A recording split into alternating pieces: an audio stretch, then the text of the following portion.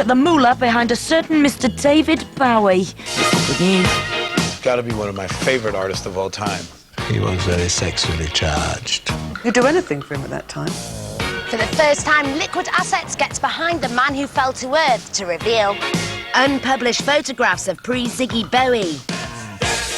A rare screening of one of pop's first videos. And we talk exclusively to Angie Bowie about life behind the scenes with David. They had no money. They weren't paid. Everything was on credit.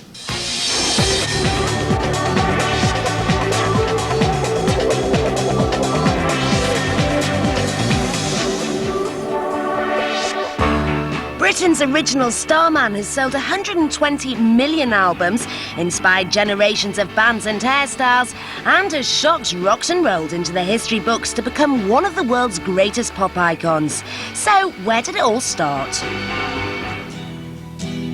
July 20th, 1969, and in a historic leap for mankind, the US space mission Apollo 11 reached the moon.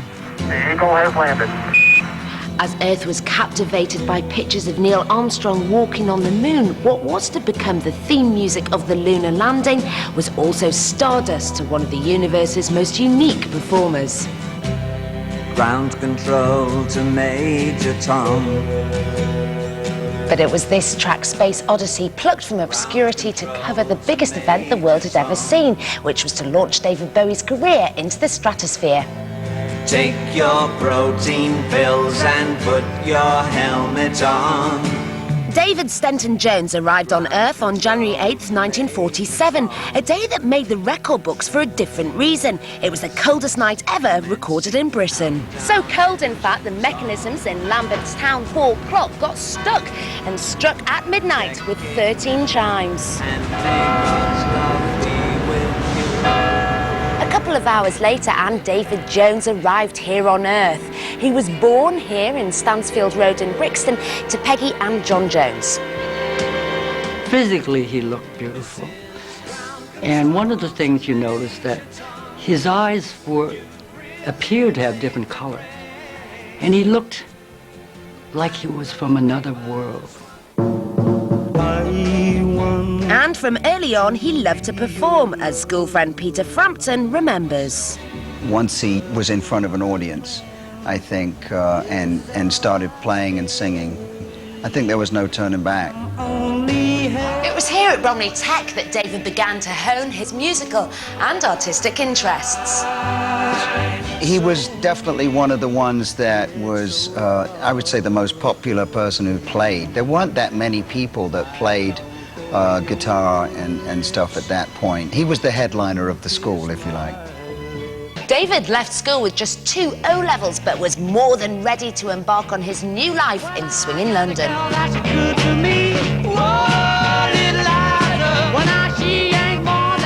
Whilst working in various odd jobs by day, by night he was writing songs and creating bands. His hair changed as often as his bands, and he struck a winning streak with his first commercial release, Liza Jane. A little Liza Jane, a little Liza Jane.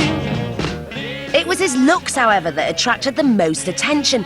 TV bosses let the long-haired ladylike lad and his band onto their set to have a good old whinge about 60s society.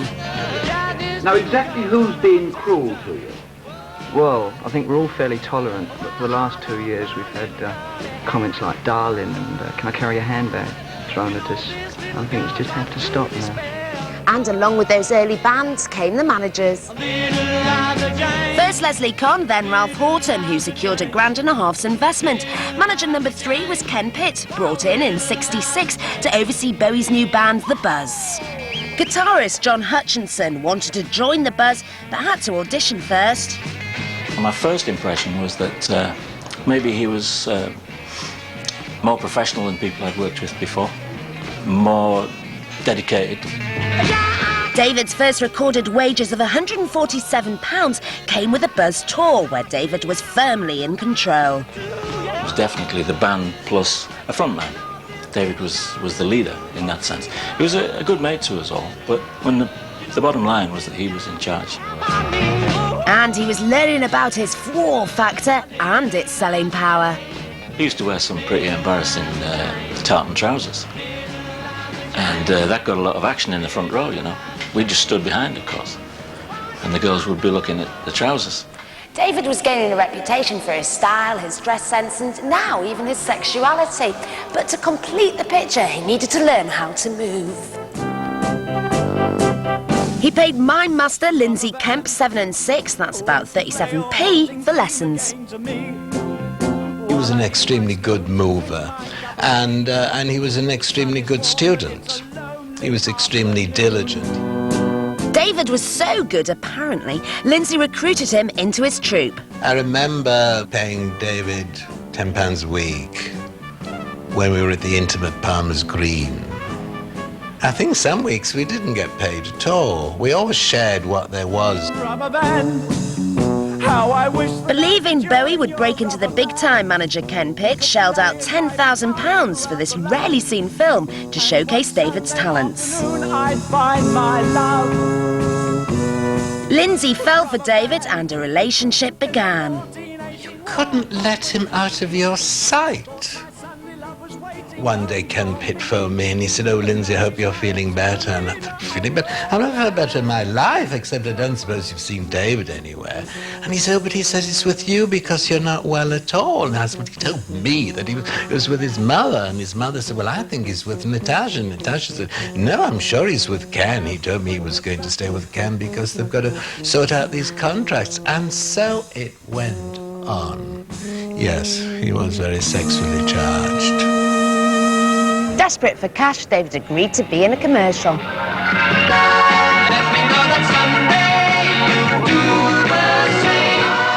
Which earned him a lip-smacking £25. Repeat fees bumped it up to a not-so-lucrative £150. Love. Everybody needs it. Love with pop cards.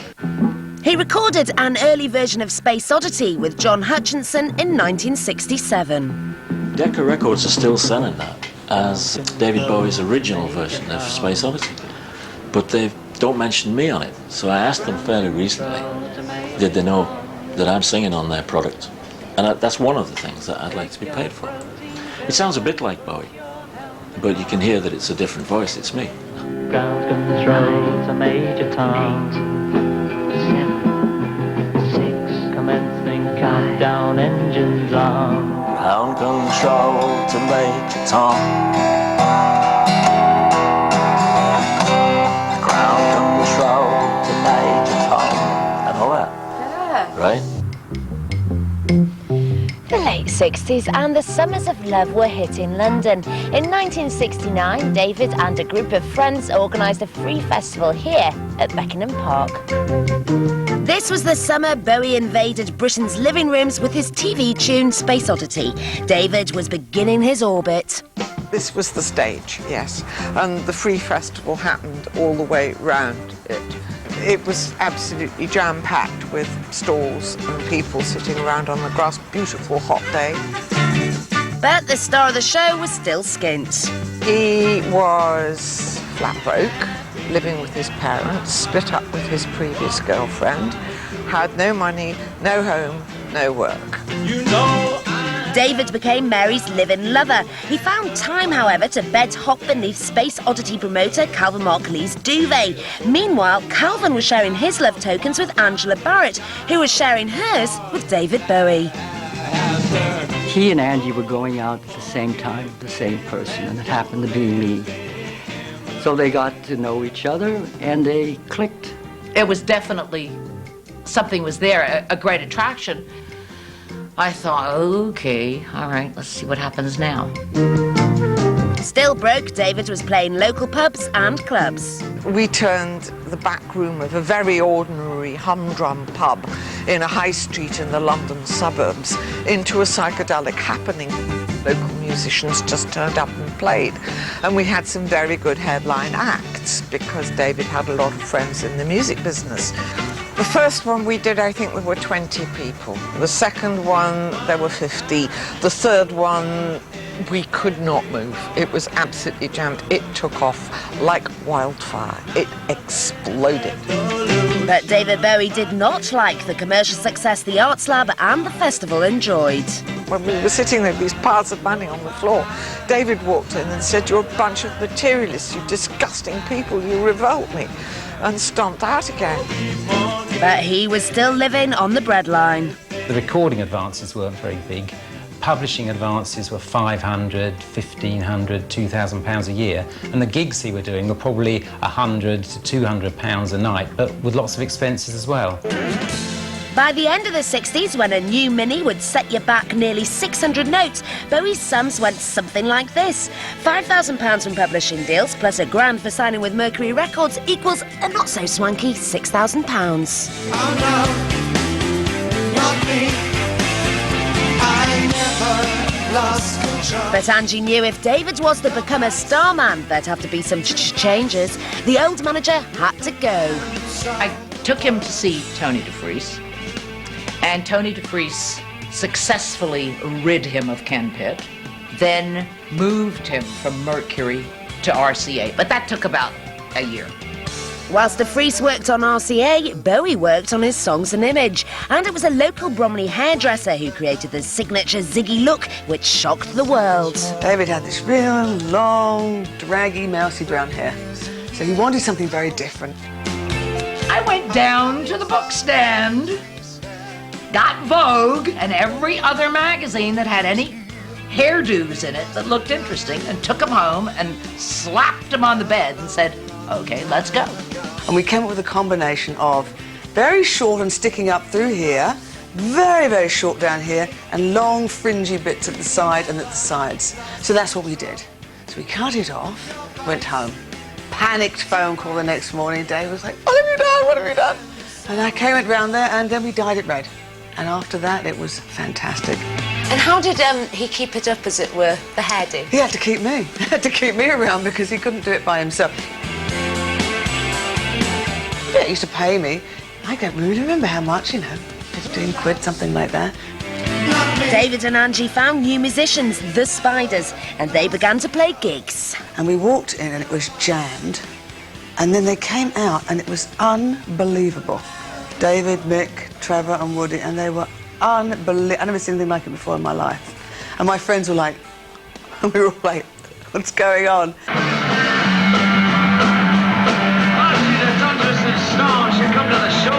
DeFries and Bowie formed Main Man Management, agreeing to share the profits equally.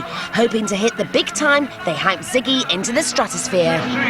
As his image began to build, the Ziggy machine took to the road, with Main Man planning a massive US invasion. David Bowie explained the Main Man philosophy in a recent interview. I think that they were dead keen on getting me over the States as fast as possible. Right, it works in Britain, get him over the States. Flash your jock strap over there, son. You're going to be a star. It was gig after gig after gig after gig, and at the Tower Theatre we did 7 nights straight, 2 shows a day.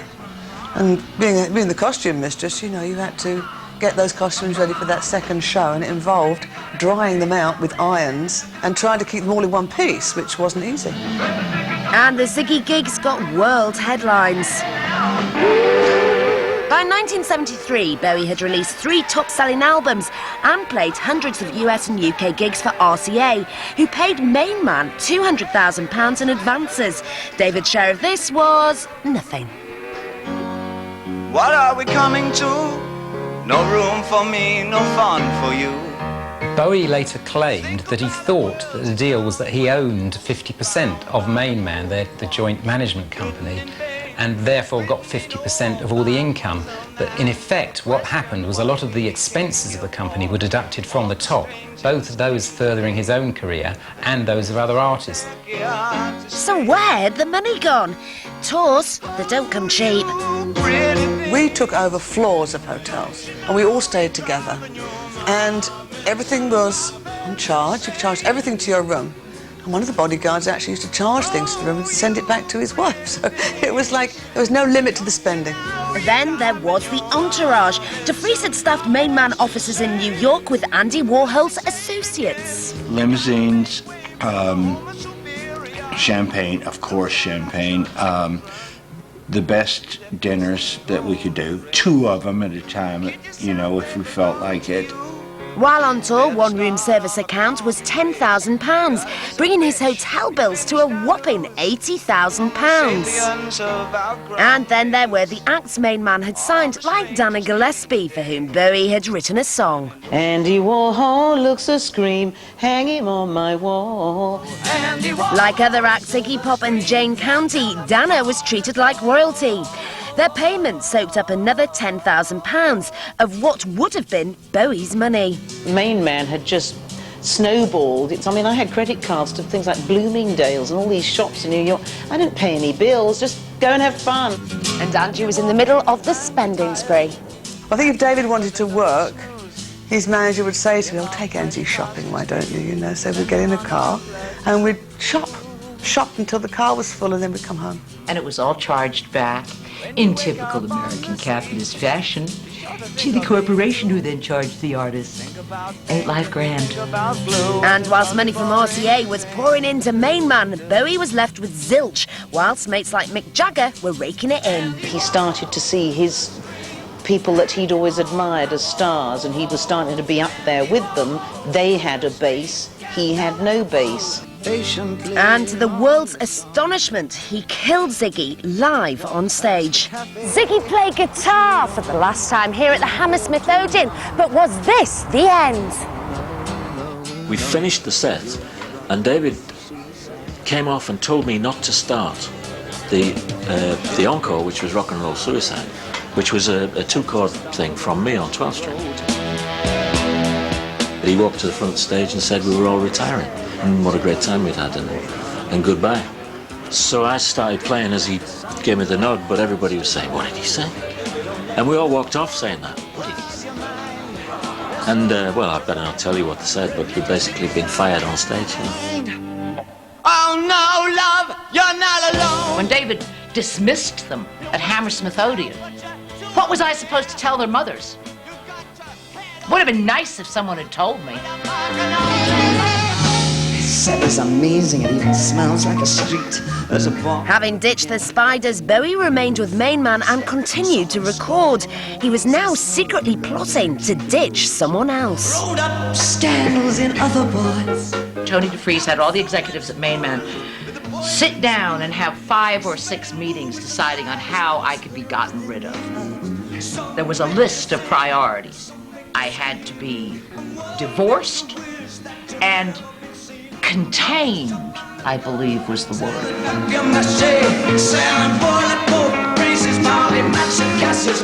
Maureen Schwab, I overheard her say to David, "It won't be much longer. She'll be dead soon." And David went, "Oh, do you think so?" You know, so at that point, I straightened up. David, however, wasn't so straight. He enjoyed the rock and roll lifestyle. And it seemed David had a huge appetite for everything and everybody. Could I ask you, did you ever sleep with David Bowie? No.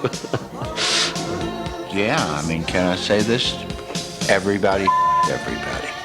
Oh, wow. Well, I'm not going to say. I'm going to pass on that one. I wouldn't answer that about anyone. Shame on you, you hussy.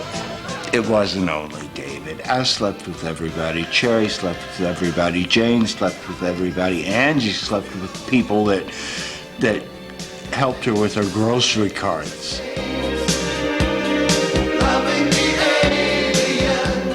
David used his ambiguous sexuality for full impact. He would kiss some of the guys in the band as he left the bar, but only really to wind up with other people in the bar. An androgynous image doesn't seem very shocking now, but back in 71, 72, it was very shocking, and it was the sort of story that could get you the front page of a paper. So, a past master at sex then. Was there nothing this man couldn't have if he wanted it badly enough? Do you remember a guy that's been in such another song? All wasn't as hunky-dory in David's pocket. Strapped for cash, he fundraised by touring and recording. Bowie and DeFries, though, grew further apart. It had to be a house of cards, and of course the whole thing just started kind of collapsing, and suddenly credit cards weren't working anymore, secretaries weren't getting paid. Bowie's management debts had run up to almost £400,000 by March 1975. David sacked de Vries. In the settlement deal, Bowie had to pay de Vries a percentage of his royalties until 1982. David should be thankful to de Vries because it was in a way de Vries that actually made him a star and eventually led him to own all of his own copyrights, which was very unusual. A lot of artists underestimate the role of the manager on the way up, but are very keen to moan about them afterwards. Bowie hired a new manager, Michael Lippman, and thought his problems were over, but he was in for a big shock. He was about to be walloped with a huge American tax bill if he stayed in the US any longer. They decided, good, well, we'll move location, we'll move residence. England was very hard on entertainers at that time, a lot of tax. I heard them talking. And I said to David, I said, I know that you're trying to get rid of me, but I do find it rather amazing if you're having all these problems, why you didn't ask me to help you. Have you forgotten I was at school in Switzerland there for 7 years? I said, I probably could fix this. And Angie fixed it. In 1976, they swapped the States for Switzerland. David was no longer drowning in debt after RCA paid his bills and gave him an advance of £100,000 for each new album. He produced 3, so that's £300,000, adding in the royalties of £1 million, and that's a total of £1.3 million. David sacked Lippman because he said he was overcharging him, but he had to pay him just over £1 million to get out of the contract, an experience that lives with him today. Don't get a manager if you're starting a band out there. Just get a very good attorney, lawyer. That's all you need. You don't need a manager. You fall into the fantasy that you are in charge of your own destiny, and of course absolute rubbish, but I mean, you can have that illusion. From Switzerland, David Bowie set up a network of publishing, recording and management companies lodged at this bank in Montreux. So from now on, no one would be able to get at David or his money ever again, or know the true extent of his wealth. Becoming a tax exile was a key aspect of Bowie's keeping his money in these mid-70s onwards years in which he was becoming much wealthier. By being based in Switzerland, he would expect to lose only a few percent of his income rather than the rates of 40 to 50 or 60%, which were common in the UK at that kind of time. And this was their rented Swiss hideaway. It took us days of negotiating to get access to the grounds and meet its new owner. So can you tell me a little bit about this house? What was it like when you moved in? First of all, it was a shambles because it hadn't been lived in for 5 years. Inside, there were visible wooden beams. They had been half burned with a blow lamp so that they look antique. Olive brown carpets on the floor. We found a dark room with some negatives left and so forth. But since we didn't know who David Bowie was, we just threw them out. Maybe they would have been interesting. I don't know. You are joking. They're probably collector's items. Maybe. So it's a bit like having a bit of David Bowie history here. When we bought it, we were not aware of any David Bowie history. We were made aware of that when we had people ringing, Japanese girls at 7 o'clock on Sunday morning in a taxi. Could we see David Bowie's house? Do you think you should charge for some tours then of the house? I don't think it would make me very rich.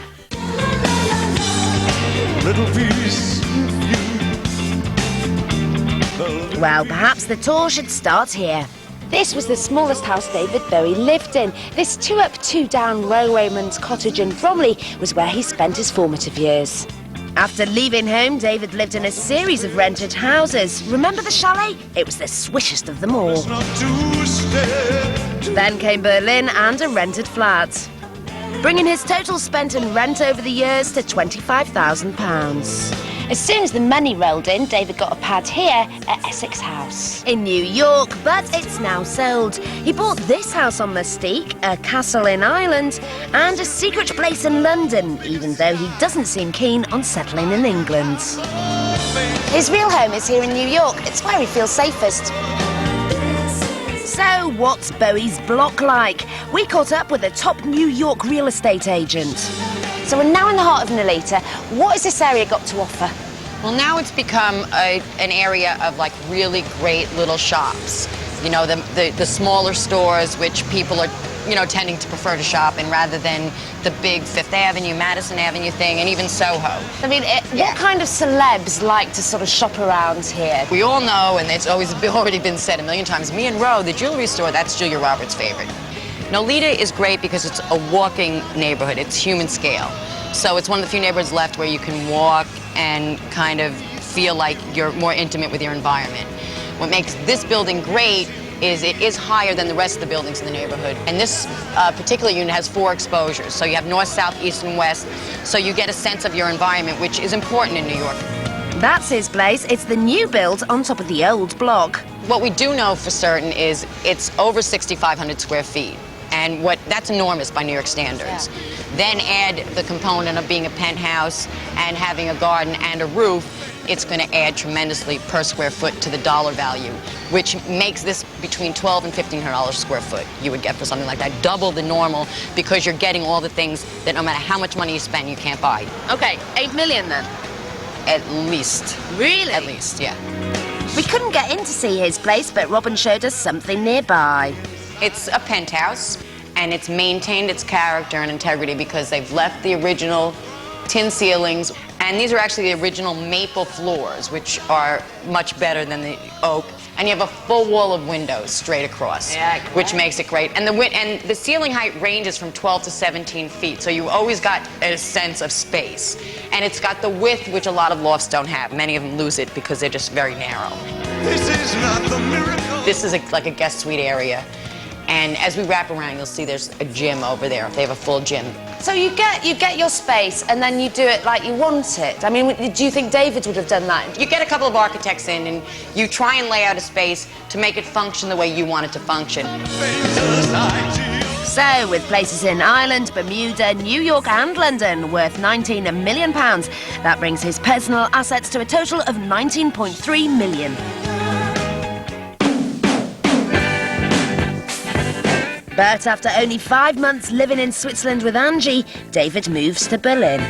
Anyone that wants to go to Berlin, which was in total and utter ruins, wants to live above some bakery in some extremely uninspiring, god-awful apartment and pretend he's Nietzsche, please. Would you not send them to a psychiatrist? I mean, I should have sent him to, you know, the head psychiatrist. From Berlin, he produced the album Low, which RCA hated but fans loved, and it spawned a new era of electronic music. He had a demo of ideas for his next album when he returned to Switzerland and tried out Mountain Studios. I was waiting for David Bowie to turn up, and he walked through this door over there in a business suit and an attaché case, and he looked like an accountant. And I said, "Excuse me, can I help you?" He said, "Yes, I'm David Bowie." I said, okay, please come in. David had arrived with long-term producer Tony Visconti. They started talking about Andy Warhol and all the story behind that everyone would be famous for 5 minutes or 15 minutes, was it? Yeah. And he said, I've got a great idea. Just a minute, I'm just going up to the bathroom. And the next thing we knew, we heard the door open, and David was in front of the microphone saying, "Okay, I'm ready." And he sang it from beginning to end. He'd actually written it in those 10 minutes. Sadly, these heroic toilets are now history. The day after we were there, they were scrapped.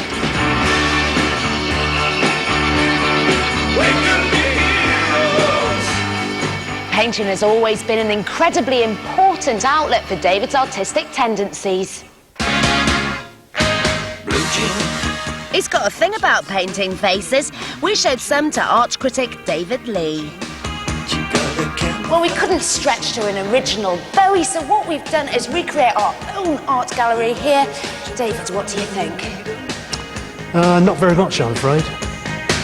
Bowie is very rich. He can afford the best spaces in Mayfair to show his work. And there is a market for his work. And the same is true of somebody like Paul McCartney, who exhibits in national galleries when really you should only be exhibiting, you know, on Hyde Park railings. They seem to lack a sense of self-criticism. So there isn't anybody there to say to him, look, boss, you know, this poem, this symphony, this painting, this sculpture is complete and utter rubbish. But he's had several successful exhibitions, so how much are they worth? Work is only worth what people are prepared to pay for it. And David Bowie is famous, therefore his work will be worth a lot of money to some people. As art, it's valueless. But they do sell. The price on this one, I know it's an acrylic, computer-enhanced painting, and it's upwards of £2,000. Is it worth that much money? No, of course it's not. I mean, I suppose it's worth it to a fan of David Bowie. And £2,000 is very inexpensive for a work by a famous person like Bowie, because there must be thousands of fans all over the world who would like a piece of their favourite star. Many of these are sold through his website, which also has a section to sell art students' work. Just because he's a crap painter, it doesn't mean he can't be a generous, decent fella. I don't know if it sells a great deal of work, but that's not the point. You know, he doesn't need to do it, but he does, and that's great. Space boy, you're sleeping now. Your silhouette is so stationary. But David didn't just confine his output to paintings. Whilst in Berlin and during his low period, he designed wallpaper. Said initially to be a bit of a joke, but Laura Ashley took interest and made up some rolls. Looking to recoup their outlay, the paper cost around 500 quid a roll. That'll be nearly £3,000 to decorate your average room. It's confusing these. Now it's housed here at the Whitworth Art Gallery in Manchester. Will cover you. And we got a special liquid assets unwrapping. Do you realise that you're one of the few people to have seen this wallpaper on the roll? I'm very lucky then, aren't I? You certainly are. Would you like to see it unrolled in its full glory? Oh, yes, please. We'll come round to the other table then. This is very exciting. How come nobody else has seen them? Because David Bowie designed them to be put onto pilasters, which are tall architectural features. And he designed them so that they would go onto the pilasters and then the customer could move those around in their room to create a different environment. Having designed them for that purpose, he didn't want them seen in any other way. So, you're the first. Fantastic, let's get them open then. Fantastic. It's quite an interesting design, this, isn't it? It is. It's using a Laura Ashley small floral design, the kind of thing that you might expect to see on a wall. But what he's done here is to slightly subvert this idea of a nice, inoffensive floral wallpaper. And so he superimposed boxes which enclose a naked man. Right. And it would be quite unusual for most people to have their walls papered with naked men. You're not kidding me there. Now, what about this one? Because that one's quite interesting as well. It's based on the idea of the Minotaur from classical mythology. It's quite difficult to actually see what it's meant to be. He superimposed this rather odd creature on it. So you're not necessarily going to feel terribly comfortable with this on the wall, and I think that's the whole idea. I mean, this is Laura Ashley wallpaper. That is a very interesting point, and what you have to bear in mind is that they did only produce 40 rolls of this, so I suspect that they weren't expecting it to be a runaway success. Stinky weather, fat shaking hand, dopey morning dog grumping home. One of his first investments when the money rolled in was in paintings. He's continued to spend on art through the last 2 decades and is said to have a great collection. My perception of David Bowie is of somebody who is moving in the Tate Modern party circles with cutting-edge, hot, fashionable, young British art. But he's actually collecting something else. He's got old masters like Rubens and Tintorettos, and some modern work too. His interest in modern art led him to become a contributor to Modern Painters magazine, and he liked it so much he joined the board. phoned me up and he said, my next door neighbour is this kind of famous artist called Baltus, and you know, he wants me to interview him. Is that okay? And I was like, he wants you to interview him because Baltus never gave interviews. And so that was his first piece for us. He went over and he interviewed Baltus, and we then had this amazing 18,000-word interview, which we ran in full. I think it's fair to say that when his first interview with a famous artist appeared in Modern Painters, there was raucous laughter among art writers throughout the country because it was trash, it was rambling, inconsequential, and should have been edited. I don't know what hold he had over Modern Painters magazine in order to get the editor to allow him this huge indulgence. The hold is that he's on the editorial board, and the group also publish prestigious art books. So, with his art collection, sales and publishing, his artistic assets are valued at £5 million.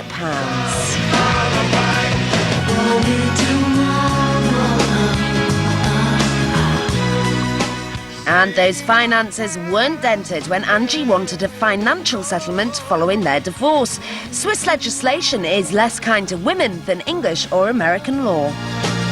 One of the lawyers, actually, tears came to his eye. He just like looked at me. He didn't know what to say. He said, he's got pictures of you in bed with other people. I said, I know. I said, I put them in the safe so the baby wouldn't find them. What do you want? I mean, you're trying to be honest and forthright. He said, you're going to get nothing. You are just going to get nothing. And those pictures were used to discredit Angie, and she agreed a low settlement sum. But there was one final twist. I said, and so then as I'm signing the contract, I said, there's no dissolution of the business provision. Mitchelson said, David says you had nothing to do with the business. I said, oh, really? Angie's deal was for £500,000 spread over 10 years. She got no recognition for her part in the business, and Bowie's bank balance remained buoyant. But he remained under pressure from contracts he'd agreed with both Tony DeFries and RCA. He had obligations to deliver lots of albums at a rate which are much more than the typical contracts that artists have today. And also, he was reluctant to deliver albums under a contract in which DeFries got the lion's share of the income. One night in a casino in Switzerland, he bumped into Queen, who'd been recording at studios next door. About 2 o'clock in the morning, everyone was dancing away and having a lot of fun, as we did.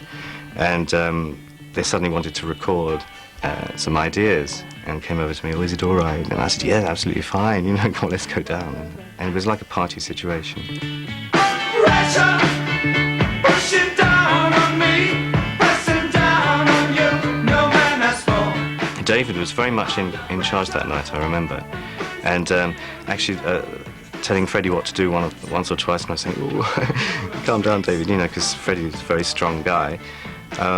But no, Freddie was all for it. He was jumping around and enjoying it as much. And saying, yes, I'll try this then.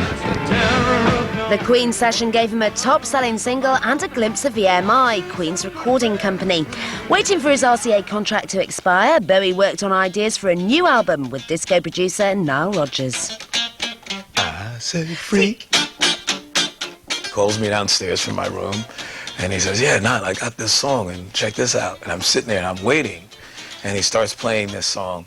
And I don't remember exactly what it sounded like, but if the harmonic structure for Let's Dance is like, you know, something like that, instead of it going like, right,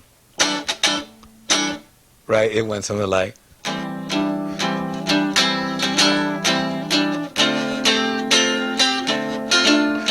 let's dance to the songs we're playing on the radio, something like that. I mean, it was very, very different. And I sat there looking at it and going, God, it must be great to be you. Wild color lights up your face. And then he played this song that he and Iggy had written called China Girl, and he told me in no uncertain terms that these songs were hits. I kept saying to David, trust me, bro, when we get back to America and we get with my guys, it's going to be a whole new boat. I says, if I call a song China Girl, it better sound Asian or something. And I reluctantly played, I said, see if you can get into this. And I went,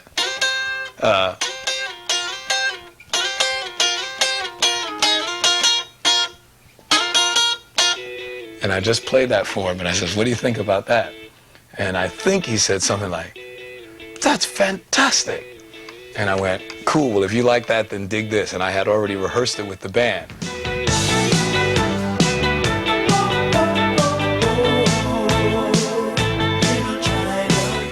David loved Niall's work, and so did EMI, who gave Bowie a deal liquid assets estimate to be worth £10 million for 3 albums, a figure he refused to confirm. It's absolutely nowhere near accurate.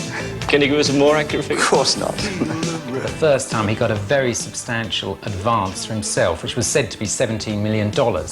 And also, he produced with Let's Dance an album that sold millions and millions of copies, much more than anything to date. Let's Dance is Bowie's greatest commercial album. It sold 6 million copies, made £2 million by 1984, and took his income to 56 million. But Niall doesn't feel he got the credit he deserved for Bowie's biggest hit. I looked at all of the interviews at the time, and I have to say, I was somewhat upset. I've said this many times, when I open up Time magazine, I'm like, oh, wow. Then I opened the article, and I wasn't really mentioned. And subsequently, I don't feel like I'm mentioned in the same light as some of his other producers. I had to phone someone, so I picked on you. There are others who feel they didn't get the credit they should.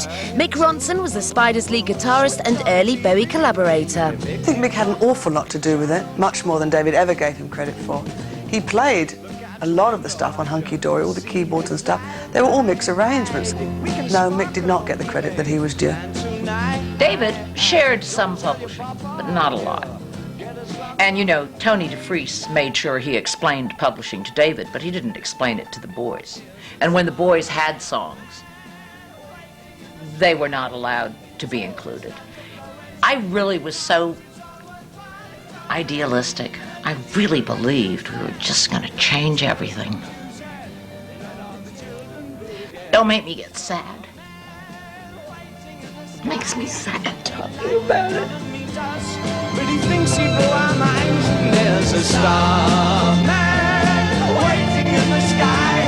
He told us not to blow it, 'cause he knows it's all worthwhile. Ziggy Stardust was the first of many stage personas and brought him to the attention of a major film director.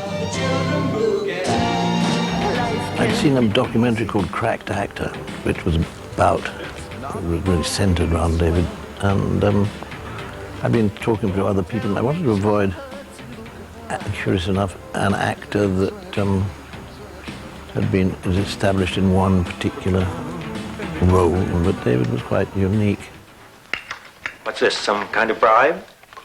I'm paying you for your time. As from now, I want at least 10 hours at $1,000 an hour. Mr. Newton, this kind of money buys more than 10 hours even of my time. What exactly do you want? I was rather flattered. He put himself in my hands, and we chatted about things, much more things allied to the character, not the personality of the person.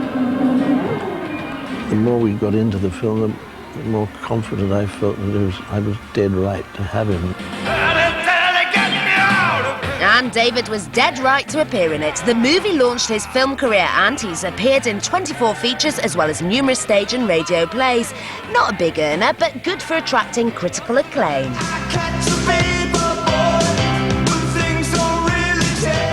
He knew it was the tours that brought in the money. This was a man very much in control of his life, career, and taking care of his business. After the serious success of the Serious Moonlight Tour, David was planning one on a grander scale, and he roped in an old friend. In the new Bowie band is another Londoner, an old school friend from Bromley, Peter Frampton.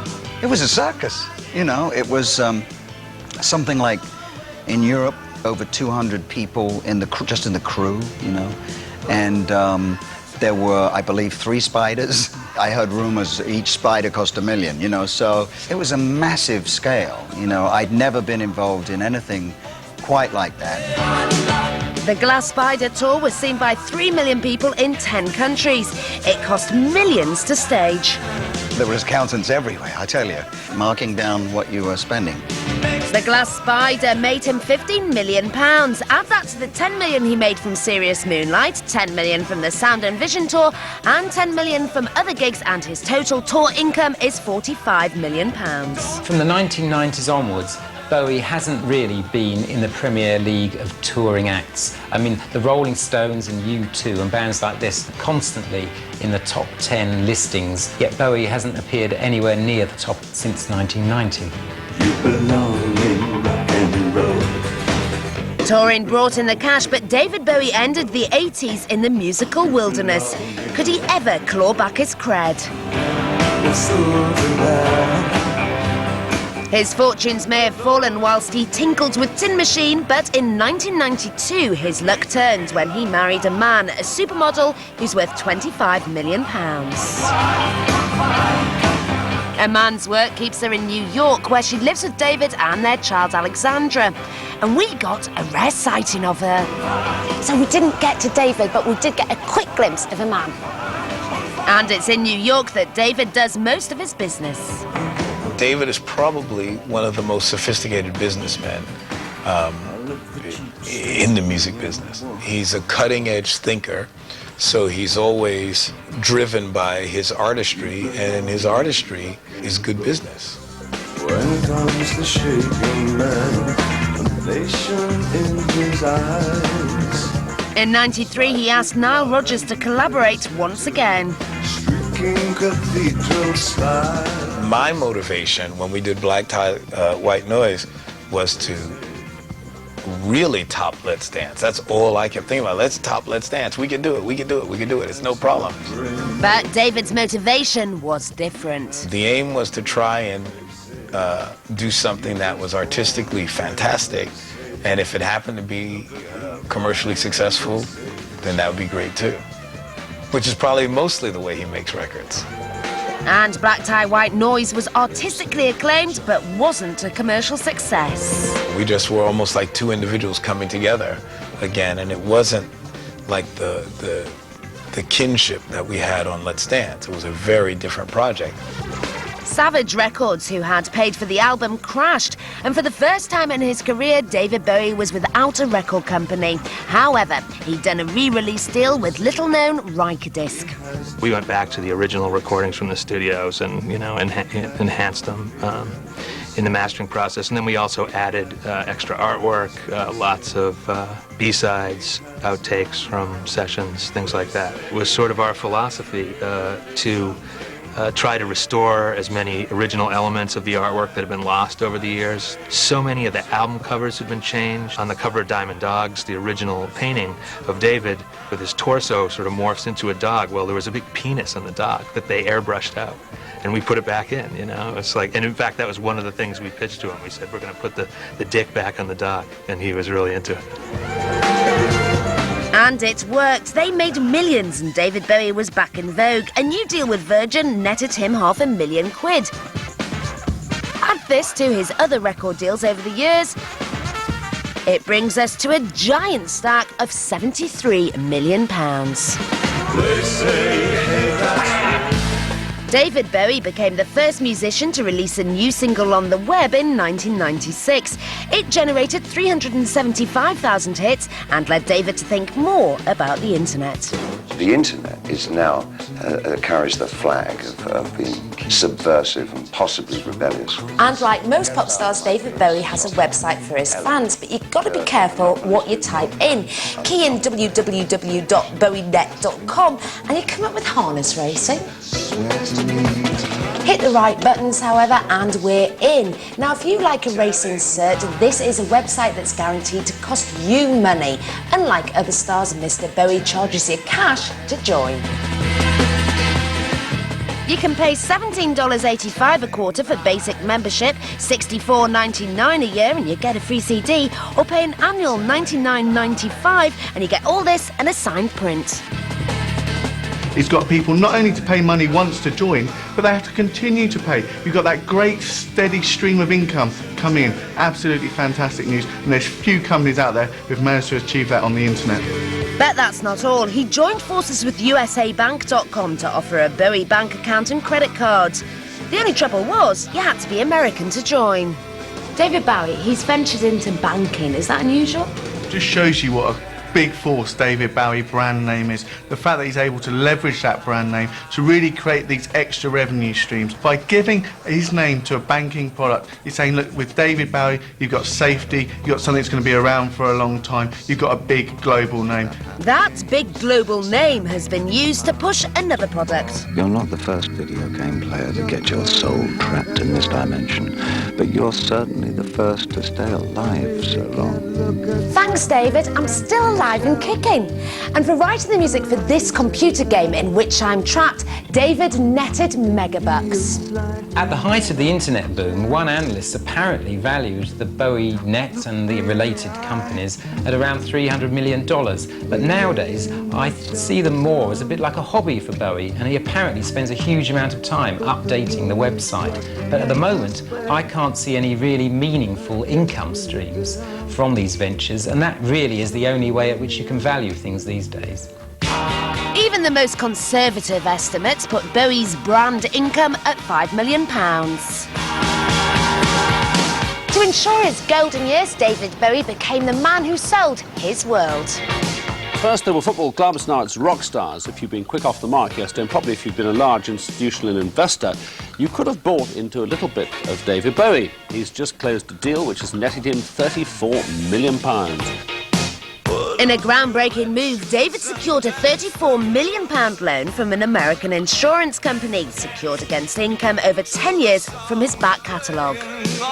When we went to David with it, you know, he got it in like an instant, in 1 second, and said, well, you know, let's go. And we did the deal in a few months, which should have taken maybe 2 years to do for a, first of its kind landmark transaction. And in another shrewd move, he used some of the loan to buy back all his back catalogue from Tony DeFries. David is going to get all the upside of the transaction. He owns the copyrights, and all the income that comes in over and above the annual cash flow that it takes to pay the bonds is his. And then at the end of the deal, we'll be able to do another deal that's larger than the $55 million. He's used some of that income to update and renovate his image. First job, sort out those teeth. So how much money did he leave under his pillow? Of course, we couldn't get the tooth fairy, so we got the next best thing. Dr. Jurian here is a top dentist and expert in cosmetic work. Dr. Jurian, this is some old footage of David Bowie from the 80s. Can you just talk me through his teeth here? Well, you can see they're very, very uneven. They actually look very long, and that may be because he might have had gum problems with his heavy smoking and that. The lower teeth are all over the place. He's got canines that are very sharp and very, very prominent. And he could certainly do with a cosmetic makeover. What would you suggest if you were his dentist? Well, I would certainly get him cleaned up. I'd try and remove as much staining with ordinary polishing, get the gums healthy, and then probably with crowns or veneers, make everything look really nice and straight and even that would fit in with his face. Could look amazing. Okay, so if we fast forward, as it were, and go to the next tape. So this is more recent footage of David Bowie. What would you say he's had done to his teeth here? Well, he certainly had cosmetic work done. His teeth are very much straighter. Those eye teeth are not so prominent. They're much lighter in colour. His whole smile looks so much better. And I think he's got a really nice smile now. Do you think he's definitely had cosmetic work done then? Oh yes, absolutely. And how much do you think this would have cost? Well, probably having crowns and veneers on the upper and lower arches could set him anywhere between 15 and 20,000.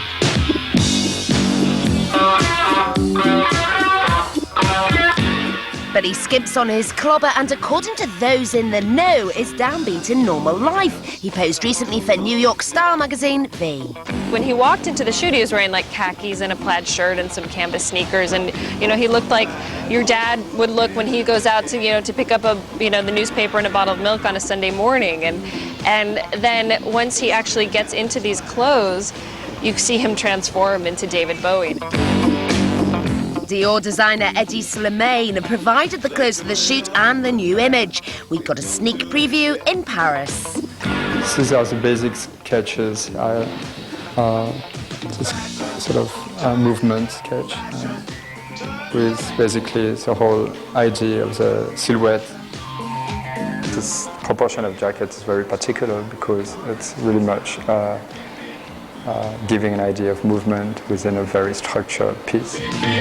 I think for him, fashion is a creative process, a creative endeavor, more than just kind of like, you know, going out and shopping and buying something new. So for a rich man living in the land of conspicuous consumption, what does David spend his money on?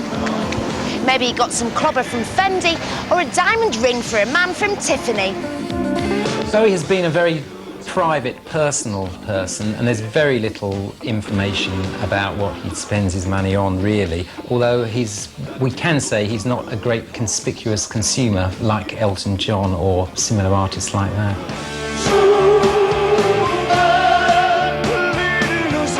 David Bowie's a man who keeps on moving and innovating. He looks forward, never back. His latest album, Heathen, got a nomination for the 2002 Mercury Music Awards. I think it might have been the second time he's been shortlisted. So, you know, he's certainly someone who's still deemed to be making music that's contemporary. You know, he still brings something to the table. So, just how much is David Bowie worth? He's earned over £240 million with his recording and business interests. But take away his loan repayments, something for tax and his housekeeping expenses, and we come to the exclusive liquid assets total of £150 million. Not the highest earning pop star on the planet, but one of the wisest. So, what will the future bring for one of pop's most prolific performers? He continually changes, doesn't he? And that's him continually appealing. You know, you never quite know what he's going to come up with next. I would be very surprised if he did deliver another album with the instant commercial appeal of, say, Ziggy Stardust or Let's Dance. Rock and roll, music, art, and culture would be a very different place had he not existed. So the man who fell to earth landed firmly on his feet, realised his assets, and will remain forever a starman. There's a star